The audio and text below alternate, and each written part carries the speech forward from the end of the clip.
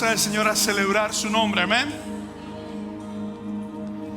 y poderle proclamar nuestro Señor y saber que podemos estar aquí porque Jesús nació, y como nació, murió, y como murió, resucitó, y como resucitó, así vendrá también. Podemos saber eso y confiar en las promesas del Señor. Quiero darte la bienvenida. Si es tu primera vez aquí con nosotros, estamos muy contentos de que hayas tomado la decisión de estar aquí.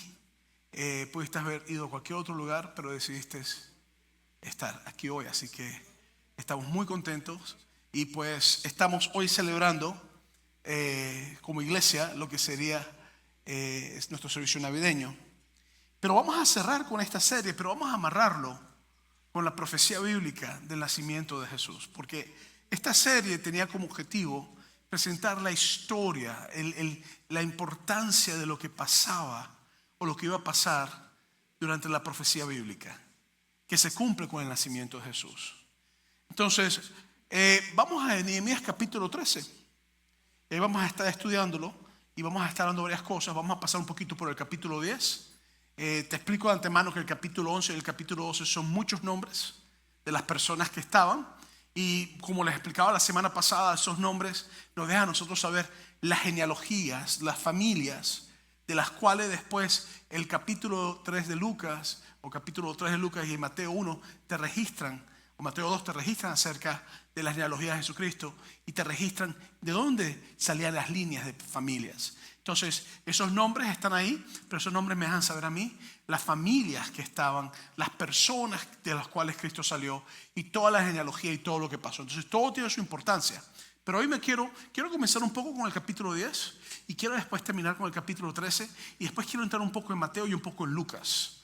Porque vamos a amarrar esto de una forma que podamos comprender las profecías bíblicas y su cumplimiento. Entonces, como lo dije la semana pasada, lo hemos hecho toda esta serie. Por 150 años aproximadamente el pueblo de Israel no había podido comenzar el servicio en el templo, aunque muchos años antes se había construido el templo ya, y muchos años antes ya había comenzado una especie como reconstrucción, pero que no se terminó realmente. Y aunque regresaron a la tierra, muchos de ellos realmente no habían regresado con la fuerza de volver a establecerse.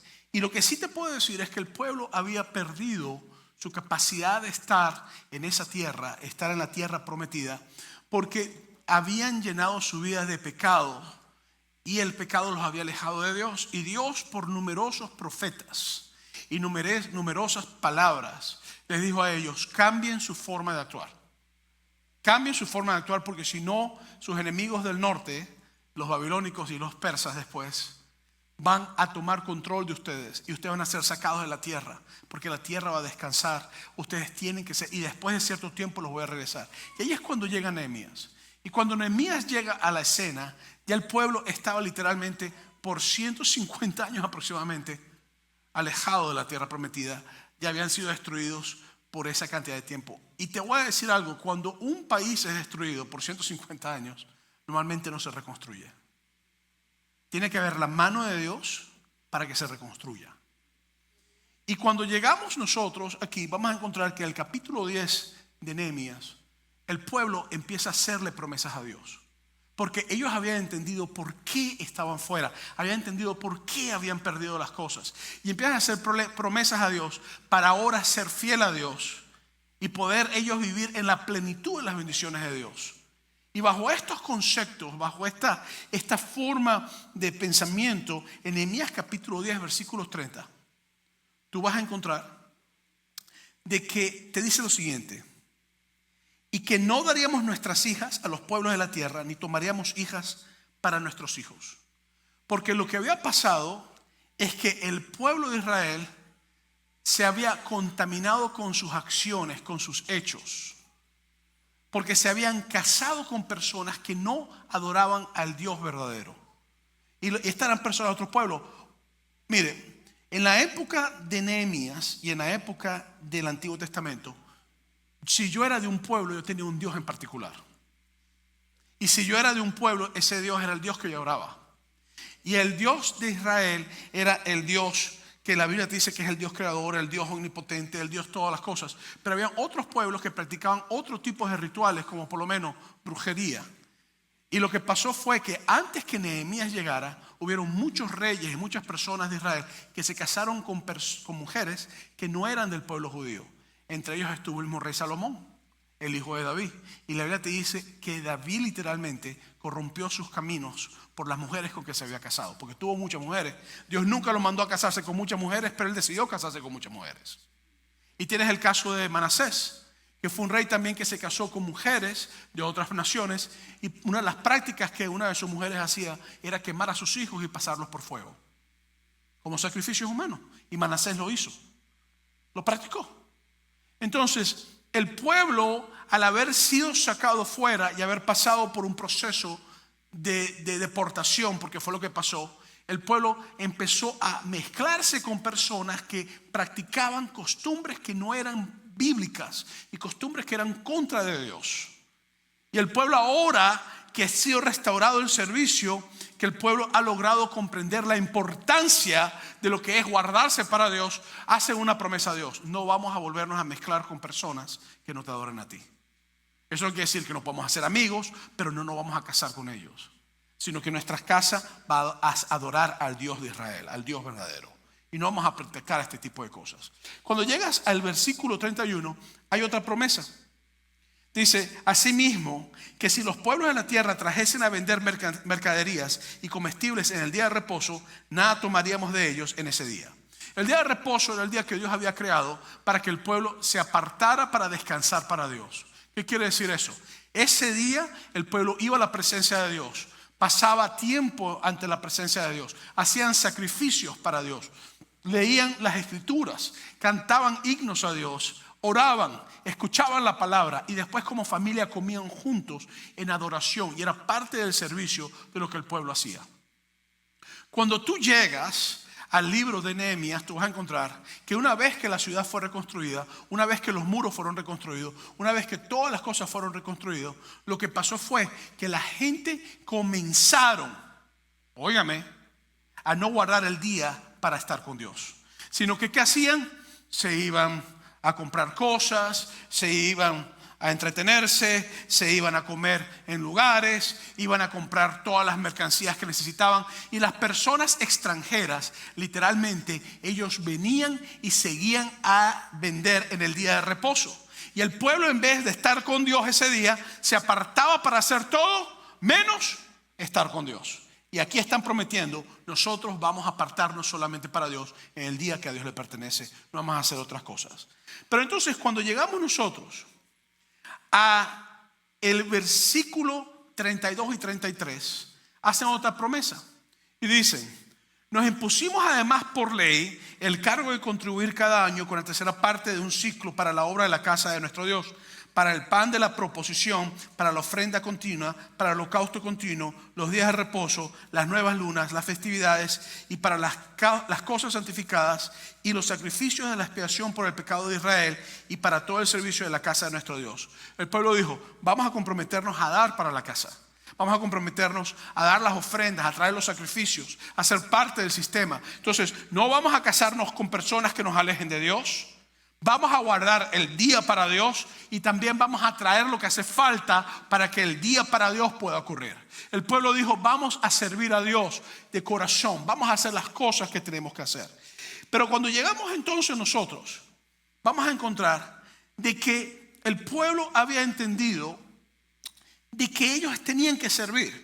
Pero ahora la parte de los sacerdotes dicen: nosotros también tenemos que hacer nuestra parte, porque el pueblo va a traer lo que tienen que traer, van a casarse con las personas que tienen que casarse, no apartarse de Dios, van a hacer las cosas que tienen que hacer el día de Dios, no van a hacer las cosas que no los alejan de Dios. Y dijeron: nosotros también nos vamos a consagrar como sacerdotes, como ministros, vamos a sacar nuestra vida para Dios y no vamos a hacer las cosas que no tenemos que hacer.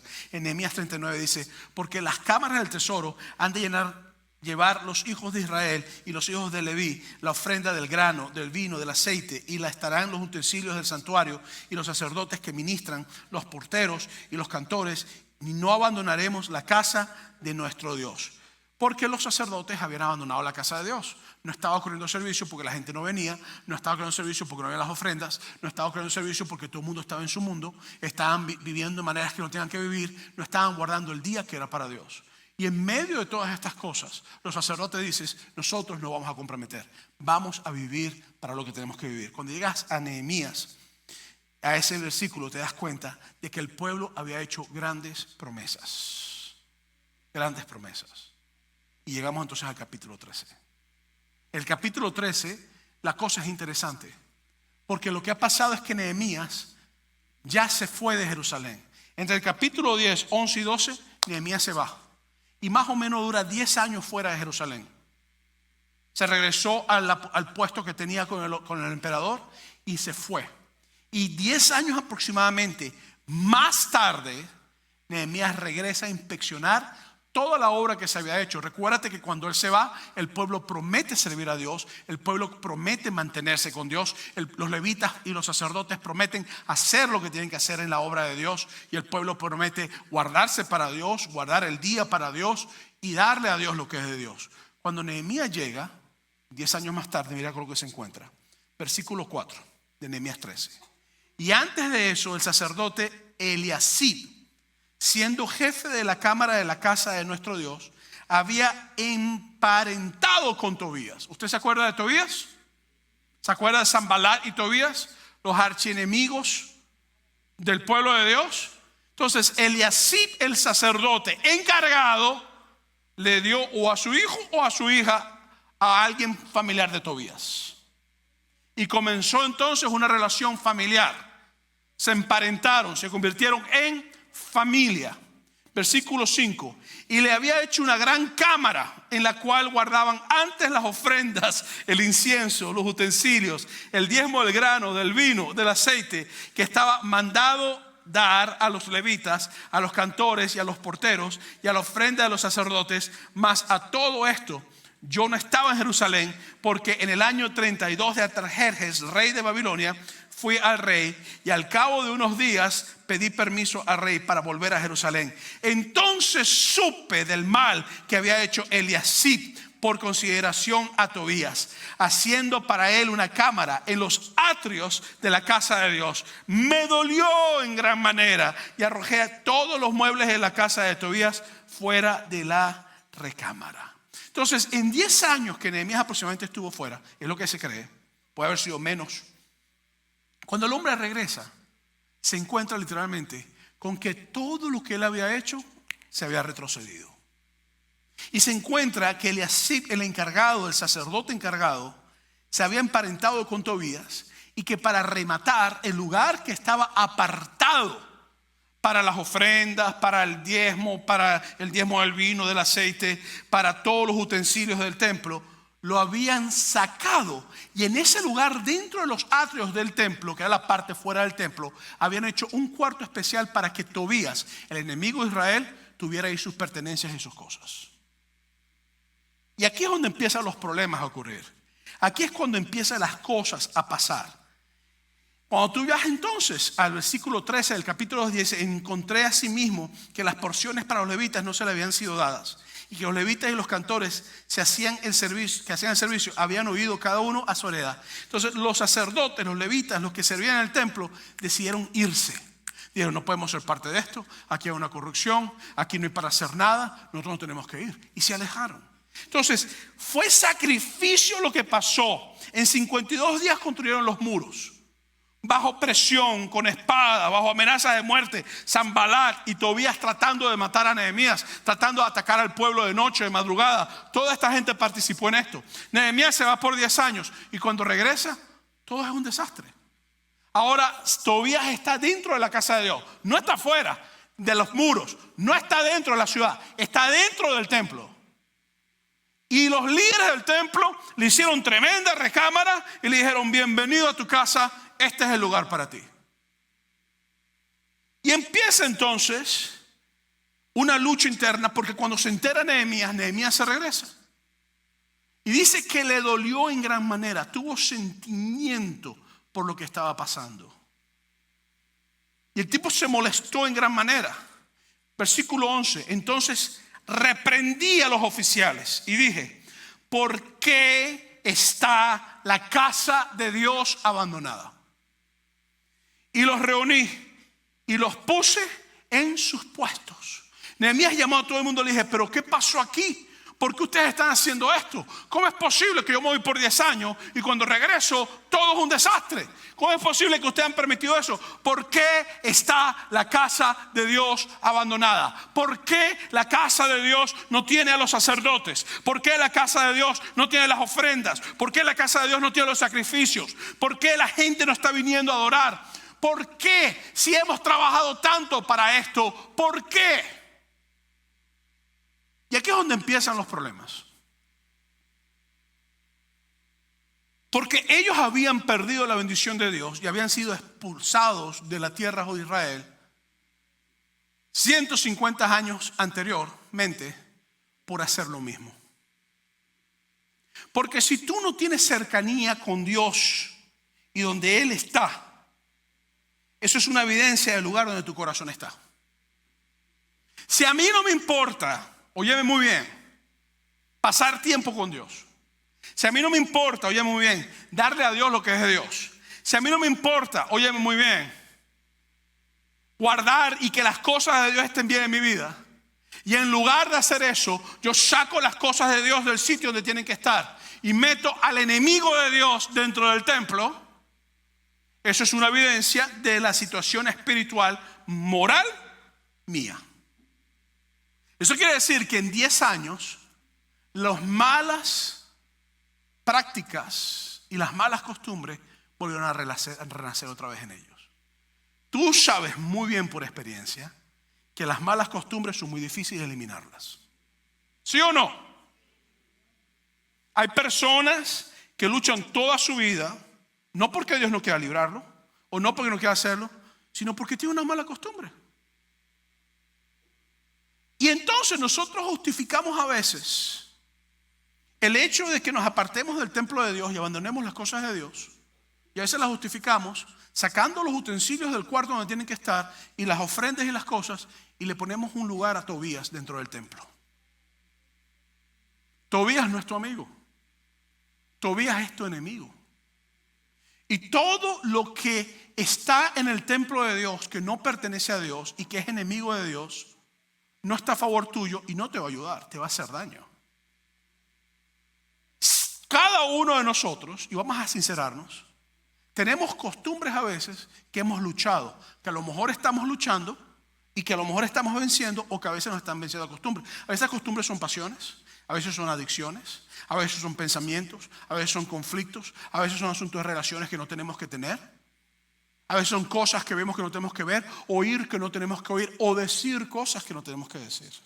A veces son comportamientos, a veces son nuestras decisiones y la forma en que tratamos a las personas que nos rodean. El problema es que sacamos a Dios del templo y ponemos a Tobías dentro del templo. Y la Biblia dice claramente que nosotros somos templo y morada del Espíritu Santo. Entonces, cuando tú piensas en eso, yo quiero muy bien que comprendamos lo siguiente. Y te voy a hacer una pregunta hoy. ¿Quién es tu Tobías y en qué parte de tu templo está? ¿Quién es tu Tobías y en qué parte de tu templo está? ¿A qué se refiere ese Tobías? Que no te permite concentrarte en Dios, ni pasar tiempo con Dios como tienes que hacerlo. Pero literalmente puede ser una adicción, puede ser una relación con alguien que te ha alejado de Dios, porque en vez de traerte a la casa de Dios, te lleva a hacer cosas que no te edifican y tú has seguido la relación. Puede ser una pasión que tengas. ¿Cuál es tu Tobías? Te hago esa pregunta. ¿Y por qué la casa de Dios se está abandonando en tu vida? ¿Por qué la casa de Dios se está abandonando? ¿Cuántas veces nosotros no le hemos hecho promesas a Dios y la hemos roto? ¿Cuántos años tú no has prometido bajar de peso y sigues aumentando el próximo año? Es irónico para mí que nosotros llegamos el 31 de la noche y nos prometemos que vamos a rebajar y después nos sentamos a comernos tremenda comelona y tamales toda la semana después hasta el día de Reyes, el 7, Y después tamales recalentados porque no los podemos botar, ¿verdad que no? Y todo un mes comiendo tamales, así es en Venezuela. Comiendo hallaca todo el mes. Y después decimos, voy a comenzar el gimnasio. ¿Usted sabe cuándo es el mes más ocupado en los gimnasios? Enero. ¿Sabe cuál es el mes segundo más ocupado en los gimnasios? Febrero. ¿Sabe cuál es el mes un poquito menos ocupado, pero es muy ocupado? Marzo. A partir de marzo todo el mundo se raja otra vez. Para el próximo año voy a prometer que van a rebajar de peso otra vez. ¿Cuántas veces tú no te has prometido que vas a dejar ese problema de alcoholismo que tienes? ¿Cuántas veces no te has prometido que ese problema de drogas que estás luchando? O esa lascivia con que luchas. Ese deseo carnal, sexual, que si ese deseo es llevado en lo correcto, en lo que Dios manda, es muy bueno, porque lo practicas con tu esposa, en la santidad de Dios, pero si te sales de ahí es un problema, porque rompe relaciones, destruye tu corazón, que causa grandes problemas. ¿Cuál es tu Tobías y por qué tu Tobías está en el templo y por qué lo deja adentro? Cuando Nehemías llegó al templo, entonces yo puedo comprender que la gracia de Dios cubre nuestra vergüenza. Porque Nehemías llega al templo a rehacer lo que Tobías había destruido, lo que Eliasib había destruido. Y a Nehemías le dolió en gran manera y mandó a sacar todo. En el versículo 8 Nehemías sacó todo, limpió el templo, dijo: aquí no vamos a tener más nada de eso, se acabó esto aquí. Y empezó a meter todo lo que tenía que traer. Dijo: traigan los diezmos, traigan las ofrendas, traigan las cosas. Vamos a traer a los sacerdotes de nuevo, vamos a traer la adoración de nuevo. Vamos a asegurarnos que todo esté como tiene que estar. Y el versículo 13 y 14 Nehemías escoge a nuevos sacerdotes. Y dice: este tipo no puede ser sacerdote, este está vendido con las cosas de Dios. Y escoge a nuevos sacerdotes y a nuevas personas que eran fieles a Dios. Y comienza ahora a haber un cambio en fidelidad en lo que se estaba haciendo. Lo puede ver en versículos 13 y 14 del capítulo 13. Y empieza a escoger a Sadoc, a Selemías, y empieza a escoger a Pedaías, a personas que estaban dentro de la organización. Y entonces resulta ser que en el versículo 15 y 16 te vas a encontrar con que el día de reposo, el día donde la gente estaba supuesto a venir a adorar a Dios y estar en la casa del Señor, los mercaderes extranjeros sabían que ese era el día donde todo el mundo estaba reunido y venían a vender. Y Nehemías dijo: ustedes me paran esto. Ustedes quieren vender, vendan mañana, hoy no. El día que venimos a estar con Dios no es un día para ustedes negociar. Porque el pueblo deja de estar con Dios para irse a negociar con ustedes. El pueblo deja de adorar a Dios para ir a hacer toda clase de cosas. Y Nehemías advierte a los líderes y le dice: ¿por qué ustedes han permitido esto? Por esto fue que Dios nos sacó de la tierra. Por eso es que hemos pasado exilio. Por eso es que por 150 años hemos luchado. Por eso es que casi perdemos la vida. Por eso. ¿Y ustedes van a volver a hacer lo mismo?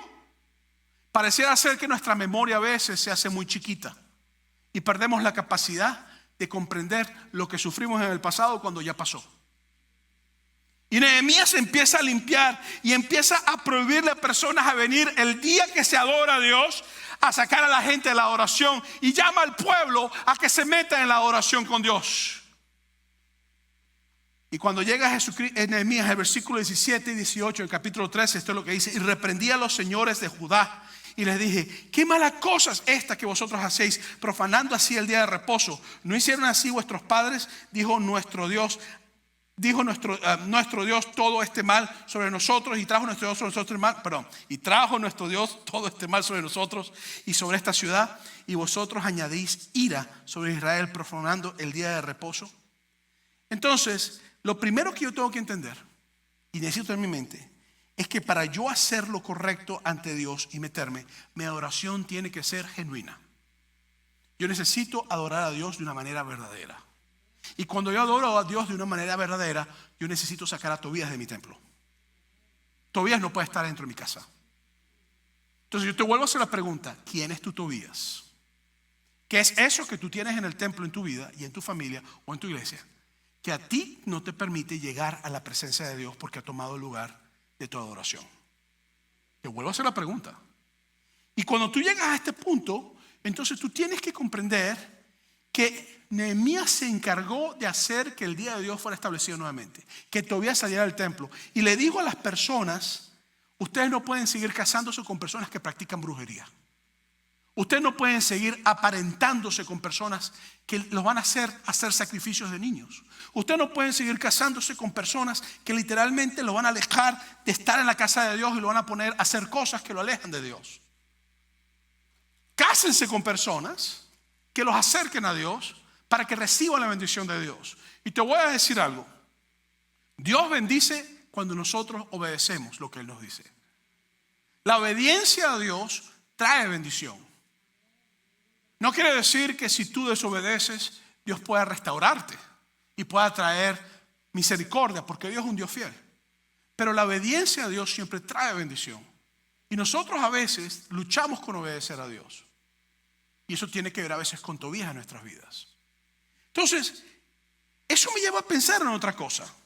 Para yo poder adorar a Dios como tengo que adorarlo, yo no debo meterme en tentaciones. Entonces yo te digo, no te metas en tentaciones. ¿Por qué te digo esto? Sencillo. Porque cuando tú vas en lo que pasa en el capítulo 13, versículos 20 al 22, las personas negociantes venían a traer todo su negocio y a sacar todo y a hacer las ventas. Y Nehemías se aseguró que sacaran a las personas del templo. Digo, aquí no pueden estar más, no podemos seguir más con eso. Yo tengo una lucha siempre cuando una persona me dice, mi pastor, por más de 10 años fui drogadicto. Y me dice de repente, pero mi primo, que todavía es drogadicto, necesita un lugar donde estar. Y yo le voy a prestar para que esté conmigo y ahí vamos a vivir los dos juntos, así me ayuda económicamente. Yo te digo a ti, si tú tienes 10 años en drogadicción y has logrado salir de las drogas, mi mejor recomendación es no te metas en una tentación con una persona que está consumiendo drogas. Si tú eras un hombre antes de conocer a Cristo, que eras un hombre que era súper mujeriego o era una mujer que era súper promiscua y Dios ha restaurado tu matrimonio porque tu esposo te perdonó o tu esposa te perdonó y lograron restaurar las cosas, ¿qué haces tú yendo a fiestas donde hay mujeres que sabes que están buscándote, hombres que tú sabes que están buscándote? No te metas en tentación. El que se mete en tentación y la busca es porque le gusta. Comprende que si algo te tienta, esa es tu kriptonita. Es la parte débil que tú tienes. Y no debes meterte ahí, porque te va a hacer daño. Porque a la larga la gotica de agua va a caer y puede ser que tú no los conviertas a ellos, sino que ellos te conviertan a ti. Entonces Nehemías se encargó de sacar todo lo que era tentación para el pueblo. Sacó a las relaciones con personas que practicaban cosas. Y usted dice, pastor, pero eso es racismo. No, no es racismo. No está hablando de casarse con personas extranjeras. Está hablando con personas extranjeras que no servían a Dios. Y yo te puedo decir que muchas de las prácticas que estas personas eran prostitución eclesiástica. Es decir, había mujeres que practicaban prostitución dentro de los servicios. Y era parte de la adoración. Y Nehemías está diciendo, esto no puede pasar en la casa de Dios. No se mezcla. Entonces, Nehemías se aseguró de sacar todo lo que podían ser tentaciones, porque tenía que llevar a la gente a adorar genuinamente. Entonces, los lleva a la parte más importante. Busca relaciones que te acerquen a Dios. Y aquí entonces es donde yo quiero llevarte a Jesús. Porque todo esto que hemos estudiado todas estas semanas, que hemos hablado sobre Nehemías, y hemos hablado sobre el muro reconstruido de Jerusalén, todo eso tenía un porqué. Es porque Dios había dado una promesa. Y la promesa era muy sencilla. La promesa era que iba a venir el Mesías. ¿Quién es el Mesías? El Mesías era un descendiente de un rey llamado David, que Dios había amado mucho, y Dios le dijo, voy a levantar a un rey que se siente en tu trono y su reino nunca va a terminar, su reino va a ser eterno. Y él va a hacer cosas que ningún otro rey puede hacer. Y Nehemías estaba reconstruyendo la ciudad para que eso pasara. Nehemías se estaba moviendo en la onda profética que anunciaba y que preparaba todo para que naciera el Mesías y estableciera el reino de Israel y lograra hacer las cosas que tenía que hacer. Nehemías estaba de verdad metiéndose en todas las cosas. Y entonces nosotros llegamos a los versículos que para mí amarran esto. En Mateo capítulo 1, versículos 20 al 21, dice, y pensando él en esto, está hablando de José, él que estaba casado con María, la mamá de Jesús. He aquí un ángel del Señor apareció en sueños y le dijo, José, ¿hijo de quién? Léelo. hijo de David. La profecía del Mesías tenía que ser hijo de David. Cuando Nehemías reconstruye el templo es porque el rey, hijo de David, tenía que venir. Cuando Cristo aparece en la escena y viene la profecía que recibe José sobre Jesús, lo llaman José, hijo de David. En otras palabras, tú y María también venía de la genealogía de David. Le dice, tú y ella, ustedes son parte de la profecía, de lo que Nehemías había estado luchando por tiempo, para que el templo se construyera, la ciudad se construyera. 400 años más tarde está pasando esto. Y por 400 años literalmente el pueblo se apartaba, regresaba, se apartaba, prometían, llegaban momentos de avivamiento. Cuando Cristo nace, el pueblo estaba súper oprimido, ya no por los persas, sino ahora por el Imperio Romano. Y el Imperio Romano literalmente les permitía tener su templo, su adoración, pero los sacerdotes habían perdido su dirección y estaban hecho un negocio del sacerdocio. Y en medio de eso nace Jesús. ¿Ven cómo la situación en la época de Nehemías, 400 años más tarde, no había cambiado? El templo estaba siendo mal utilizado. Los sacerdotes estaban haciendo las cosas que no tenían que hacer.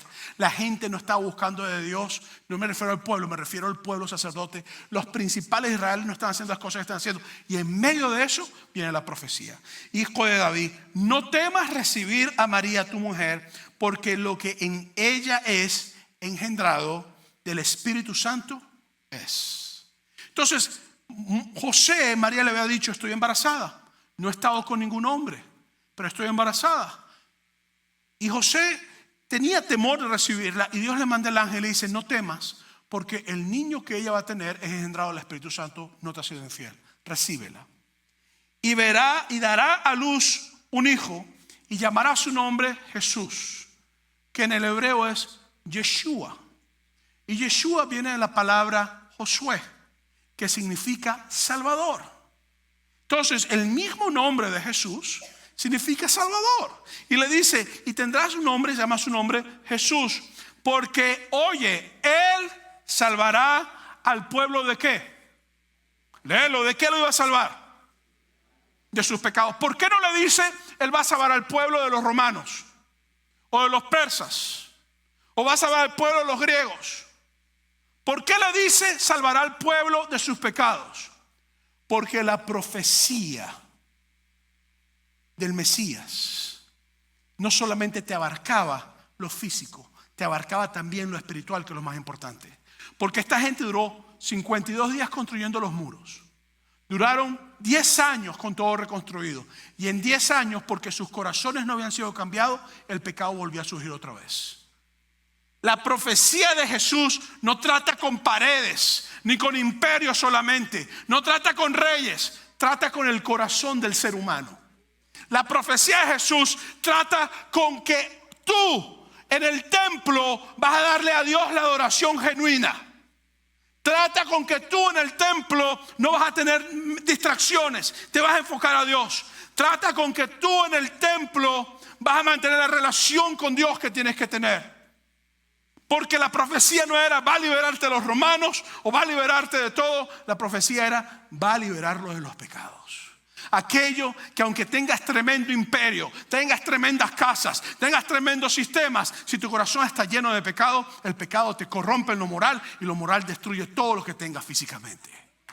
Entonces, Nehemías trabajó para este día. Y lo que Dios le dice a José es, oye, el que viene, Yeshua, el Salvador, va a hacer que la gente no tenga más Tobías dentro del templo.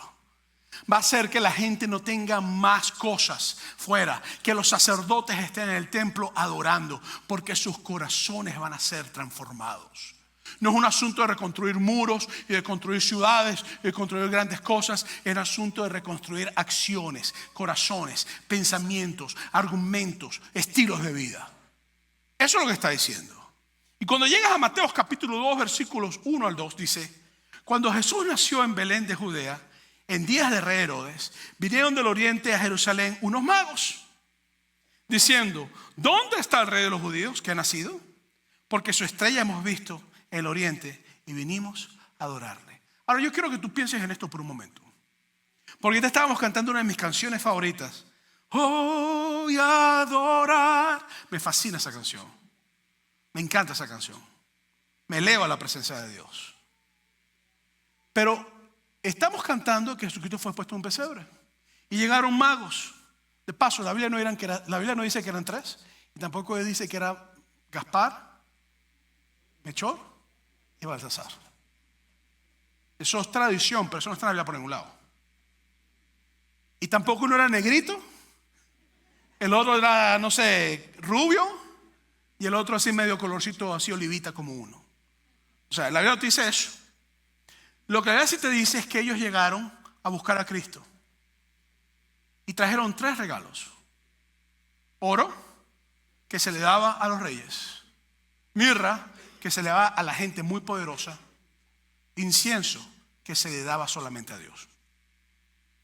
Y tú ves eso y tú dices, oh, está siendo adorado como Dios, como Rey y como Señor. ¿Está bien? No está mal.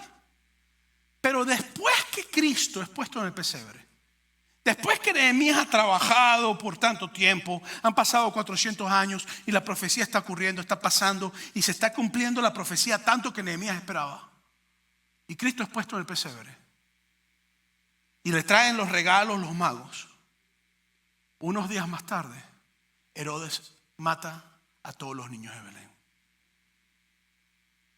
Y el Mesías prometido empieza a vivir la misma experiencia que muchos de nuestros niños han vivido. Tener que salir de su tierra. Y el Mesías prometido empieza a vivir la experiencia que muchos de nosotros hemos vivido. Tener que huir para sobrevivir. El Mesías prometido empieza a tener la misma experiencia de que no fue puesto en un palacio de oro, ni con cucharita de plata, sino que fue puesto en un pesebre con animales, rumiando. Fue puesto en un sitio de pobreza. Y la historia del Mesías no se convirtió en un gran emperador, gobernador del mundo, que mataba a todo el mundo e imponía las cosas a la fuerza, sino que con una historia humilde, de dolor, de una madre joven preocupada por la vida de su hijo, de un hombre joven o un hombre de mayor edad quizás preocupado por la vida del niño, teniendo que salir de noche, huyendo para salvar la vida del niño. Y aún así la profecía estaba cumpliéndose. Cuando Nehemías construyó, estaban preocupados. Cuando el Mesías llegó, estaban preocupados. Cuando Nehemías construía los muros, tenía que hacerlo armado. Cuando el Mesías estaba nacido, tuvieron que huir para que no los mataran porque querían matarlos. Y lo hermoso es que en medio de la crisis con Nehemías y la crisis del nacimiento del Mesías, la profecía y las promesas de Dios siguieron cumpliéndose. Dios siguió haciendo lo que su palabra decía que iba a hacer. El niño no murió, el muro fue reconstruido.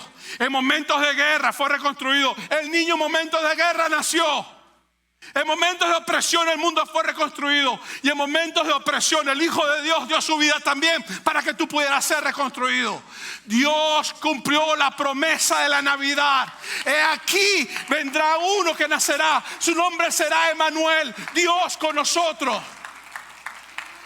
Y empieza entonces a ocurrir algo interesante. A Jesús lo adoran como rey. El mismo rey que Nehemías estaba esperando. Que el profeta Jeremías profetizó. Que el profeta Isaías profetizó. El mismo rey que Dios le dijo a Abraham que en su simiente serían benditas todas las naciones de la tierra. El mismo rey que en Isaías 53 dice que iba a dar su vida por el pueblo. El mismo rey. Y llegamos a Lucas capítulo 1, versículo 30 al 33. Ahora la historia cambia de José, de Jesús, y vamos a María. A una chica joven, preocupada, asustada, llena de temor, igual que José. Entonces el ángel le dijo: María, no temas. No temas. Cuando el muro lo estaban construyendo, todos estaban llenos de temor. Cuando José se enteró que las que estaban para casarse con él, estaban embarazadas, él se llenó de temor. Cuando María se enteró de que iba a quedar embarazada sin estar con un hombre, ella se llenó de temor. Porque la historia no cambia. Es crisis, es problemas, es temor, es miedo, es amenazas. Pero el propósito de Dios se mueve en todo eso. Y las promesas de Dios se cumplen en todo eso. Óyeme muy bien. No puede haber milagros si tú puedes solucionar la crisis por ti mismo. No me hables de milagros si tú te tomas una pastilla de Tylenol y se te quita el problema. No me hables de milagros si puedes ir al banco y sacar el dinero del banco y pagar la deuda que tienes. Háblame de milagros cuando los médicos dijeron que te ibas a morir y Dios te sanó. Háblame de milagros cuando no sabes qué hacer, simplemente clamar al Dios de los cielos y decir: tu palabra dice, tus promesas dicen, y yo creo en tus promesas. Y esta chica tenía temor, porque has hallado gracia delante de Dios, y ahora concebirás en tu vientre y darás a luz un hijo, y llamarás su nombre Jesús, Salvador, Yeshua. Este será grande y será llamado Hijo del Altísimo, y el Señor Dios le dará el trono de David su padre. Óyeme, y reinará sobre la casa de Jacob para siempre, y su reino no tendrá fin.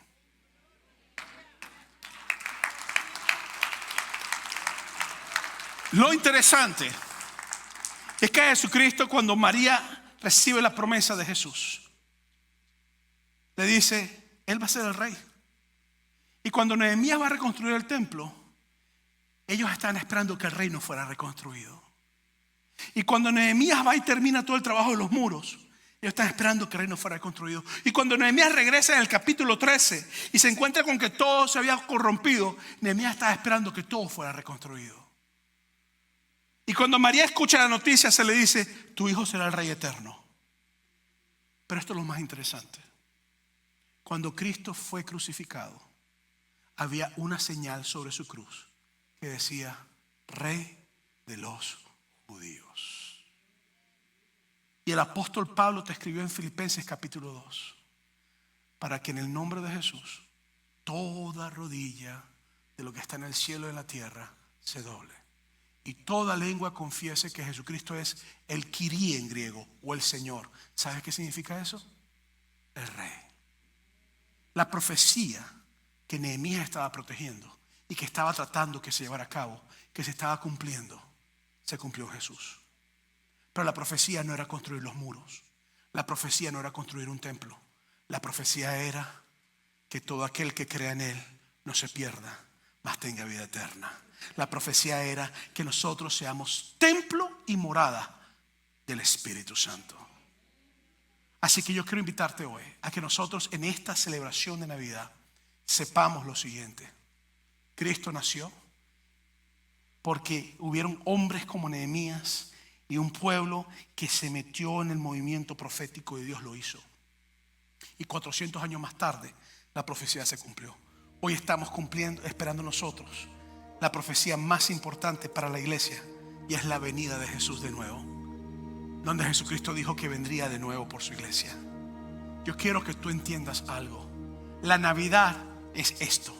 La Navidad no es un muñequito bonito con unas lucecitas bonitas en un pesebre en tu casa. La Navidad no es un tamal envuelto en una hoja de plátano o de cambur, de banana, hablé venezolano, discúlpeme, de banana.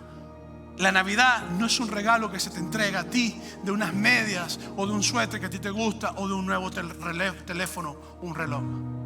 La Navidad ha sido planificada por Dios desde que la humanidad cayó en pecado. Ha sido planificada por Dios a través de las profecías con Abraham, con David. Ha sido planificada con Dios a través de las profecías de Isaac, hacia Jacob, hacia Judá. Ha sido planificada por Dios y ha sido llevada a cabo a través de Jesús. Y todo esto es Navidad, que Dios se humanó, caminó entre nosotros, murió por nosotros y viene de nuevo por nosotros. ¿Por qué? para salvarnos de nuestros pecados. Por eso te digo que si tienes a Cristo Jesús como tu Salvador, feliz Navidad, porque tus pecados han sido perdonados. Quiero invitarte a estar en pie. Y antes de hacer llamamiento, Yoko, por favor, párate. Saluda, miren atrás, ahí está Yoko, atrás, saluda atrás. Ellos están recolectando promesas para zapatos para México, para orfanatorios y diferentes partes de México. El domingo pasado se hizo. Te voy a rogar, si Dios pone en tu corazón hacerlo, por favor pasa por la mesa de atrás. Y ellos tienen ahí la foto del niño, tienen la talla del zapato. Tú la traes porque para el 2 de enero ellos van a estar llevándolo a repartir en los orfanatorios. Son gente de confianza, lo hacemos todos los años. Así que te invito a que no te vayas del servicio sin pasar por esa mesa. Ahora, quiero invitarte a lo siguiente. Si tú no conoces a Jesús como tu Salvador, yo quiero invitarte a que tomes la mejor de las decisiones en tu vida. La decisión de recibir a Jesús como Salvador. La profecía de Jesús de Navidad es para transformar tu corazón, para cambiarlo. Para que no tengas más Tobías en el templo, sino que tengas el Espíritu Santo en tu templo. Así que te invito a este momento que si tú has comprendido el mensaje y quieres recibir a Jesús como tu Salvador personal, para ser genuinamente de Él, yo te invito que donde estás, que ores conmigo esta oración. Voy a pedir a la iglesia, por favor, incline su cabeza y cierre los ojos. Y si tú vas a hacer esta oración conmigo, repite esta oración conmigo. Hazla de fe, creyendo que lo que estás orando es porque realmente estás entregando tu vida a Dios. Padre, te entrego mi corazón. Gracias, porque Jesús es mi Navidad. Tú, Señor, enviaste a tu Hijo para que se humanara, naciera de una virgen, caminara entre nosotros, muriera por nosotros, resucitara de la muerte y para que venga de nuevo otra vez. Te doy gracias, Jesús, por ser mi Salvador, el que perdona mis pecados. Te pido que me llenes con tu palabra y te doy gracias por hacerme tuyo. En el nombre de Jesús te lo pido, Padre. Amén.